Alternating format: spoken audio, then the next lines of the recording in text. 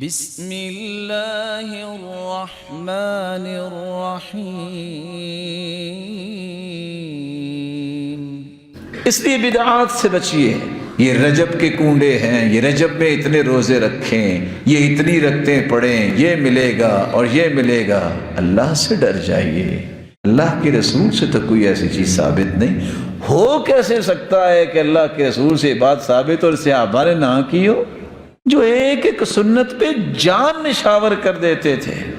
دنیا کے اندر علم پھیل چکا ہے، مکتبات موجود ہیں، دنیا کی کسی کتاب میں کسی حدیث میں ایسا لکھا ہے کہ اللہ کے رسول نے یہ کیا ہو، اللہ کے رسول کے کسی صحابی نے ایسا کیا ہو؟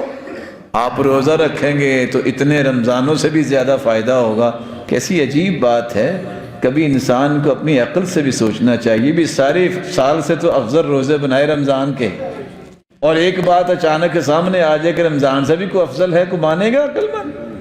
ایک طرف تو اللہ کے رسول نے بیت اللہ کی شان بیان کی ہے، ذی الحجہ کی شان بیان کی ہے، اور وہاں اچانک سے کوئی ایسی حدیث آ جائے کہے کہ بیت اللہ سے بھی اور اب ذی الحجہ سے بھی افضل ثواب ہوگا۔ عقل مانتی ہے؟ تناقض ہو گیا نا۔ نبی کی بات میں کبھی تناقض نہیں ہوتا، یہ اصول یاد رکھیے گا۔ اللہ کے رسول کی بات آپس میں کبھی ٹکرائی نہیں ہے۔ 1400 سال گزر گئے، یہ ہمیشہ دنیا کو برباد کرنے والے نئی نئی چیزیں پیش کرتے ہیں جس کا حدیث میں کوئی تذکرہ نہیں ہے، جس کے بارے میں رسول اللہ صلی اللہ علیہ وسلم نے کوئی رہنمائی نہیں فرمائی۔ بعض لوگ نا آپ کو دھوکہ دینا چاہیں گے، وہ پتہ کیا کہیں گے؟ یہ بدعت کی رٹ لگائی رکھتے ہیں۔ آپ بھی تو نہیں تھے نا اللہ کے رسول کے زمانے میں، تو آپ بھی بدعت ہوئے۔ یہ چکمہ دینے کے طریقے ہیں۔ تو چلو، اگر آپ اس تعریف پہ ہی آتے ہیں کہ فلاں نہیں تھا تو یہ بدعت ہے، تو آپ بھی نہیں تھے بدعت، تو آپ بھی ہوئے۔ پھر بات یہ نہیں ہے، جس چیز کو دین سمجھ کے اختیار کیا جائے اور اس بات کا تذکرہ قرآن میں نہیں ہے، حدیث میں نہیں ہے، وہ بدعت ہے۔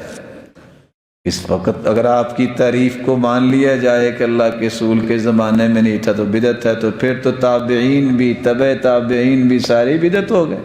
لوگوں کو دھوکہ دینا چھوڑ دیں، اللہ سے ڈر جائیں، کوشش کریں کہ ہم تو اپنے گناہ نہیں اٹھا سکتے، لوگوں کے بھی گناہ نہ کہیں ہمارے سر پہ آ جائے۔ اللہ کی قسم، اس سے بڑا کوئی بھی ایسا انسان خسارے والا نہیں ہے جو اکیلا اپنے گناہ نہیں، لوگوں کی بھی گٹھریاں اٹھا رہا ہے۔ اور بھلے مانس اپنا حساب کو دے دے تو بڑی کامیابی ہے، لوگوں کے گناہ تو اپنے ذمے نہ لو۔ لوگوں کو چکمے اور دھوکے دے کے ان کو گنہگار بنانا، یہ کس قدر جرم ہے۔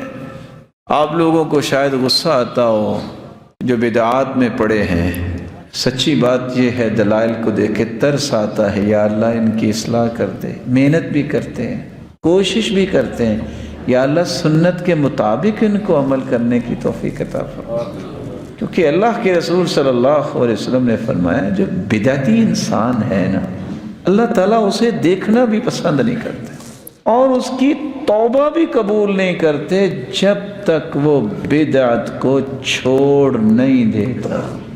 جب تک بدعت کو چھوڑتا نہیں ہے، حج، عمرہ، نماز، روزہ اس کا قبول ہی نہیں ہے۔ وہ اور چیز رہے گی اگر نماز، روزہ اور حج عمرہ ہی قبول نہیں ہے تو باقی کون سا عمل؟ اس لیے ہر وقت اس بات کی کوشش کیا کریں، میں جو عمل کر رہا ہوں یہ سنت کے مطابق ہے۔